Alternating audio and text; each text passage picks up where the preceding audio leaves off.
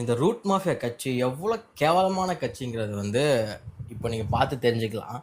என்னன்னா, ஆட்சிக்கு வந்து 10 நாள் ஆகுது. எல்லாரும் கேட்குறாங்க, இந்த 10 நாள் அவ்வளோ கொலை நடந்திருக்கு, அவ்வளோ ரேப் நடந்திருக்கு, அவ்வளோ டிவிகே நிர்வாகிகளால அவ்வளோ பிரச்சனை நடந்திருக்கு. டிவிகே வாரியர்ஸ் என்ன சொல்றாங்க, வந்து இப்பதான்ப்பா வந்திருக்கோம், கொஞ்சம் டைம் கொடுங்க டைம் கொடுங்கன்னா, வரதுக்கு முன்னாடி டிஎம்கேன்னு சொல்ல வேண்டியது, வந்ததுக்கப்புறம் கொஞ்சம் டைம் கொடுங்க பிச்சை கேட்க வேண்டியது. ஆனால் இவங்க வந்து அந்த 10 நாளில் என்னென்ன விஷயம் நடந்திருக்கு அப்படின்னா, இவங்க எதுக்கெல்லாம் வாய்ஸ் அவுட் பண்ணாமல் என்னதுக்கெல்லாம் இம்பார்ட்டன்ஸ் கொடுக்குறாங்க நீங்கள் பாருங்க.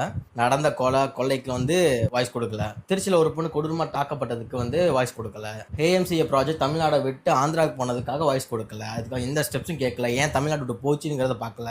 ராயல் என்ஃபீல்டு நிறுவனம் கூட தமிழ்நாட்டை விட்டு ஆந்திராவுக்கு ஷிஃப்ட் ஆயிடுச்சு, அதுக்கும் என்னன்னு வாய் திறக்கல.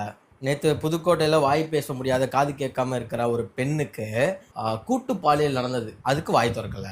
இப்படி எதுக்குமே வாயை திறக்காம இருக்கிறதுக்கு நீங்கள் எதுக்கு சிஎம் போஸ்ட்டில் உட்காரணும்? போய் திரிஷா வீட்டில் உட்கார வேண்டியதானே? ஆட்சிக்கு வந்தால் ஒரு நாள் இல்லை 2 நாள் ஓகேப்பா, ப்ரெஷராக இருந்துச்சுப்பா, உட்காந்து ஃப்ரீ ஆகிட்டேன்ப்பா, அதுக்கு நீங்கள் பிரச்சனையை சரி பண்ணலாங்க, டைம் எடுத்துங்க, 6 மாதத்துக்கு கூட எடுத்து சரி பண்ணுங்க. பட் டெய்லி நடக்கிற பிரச்சனைக்கே குரல் கொடுக்கலன்னா நீங்கள் என்ன சிஎம்?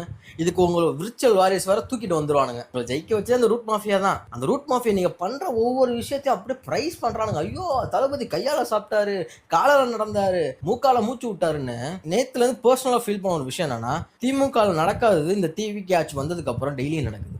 கரண்ட் கட் ஆகுது, 2 ஹவர்ஸ்க்கு மேலே கட் ஆகுது. இது ஏன்னு தெரில. பார்க்கலாம் இன்னும் என்னென்ன அட்ராசிட்டிஸ் நடக்க போதோ. இப்படியுமே ஒரு 5 வருஷம் வாய் திறக்காமல் இருந்தாருன்னா 5வது வருஷம் முடிஞ்சு 6வது வருஷத்துக்கு அப்புறம் மக்கள் வீட்டுக்கு அனுப்பிச்சுடுவாங்க.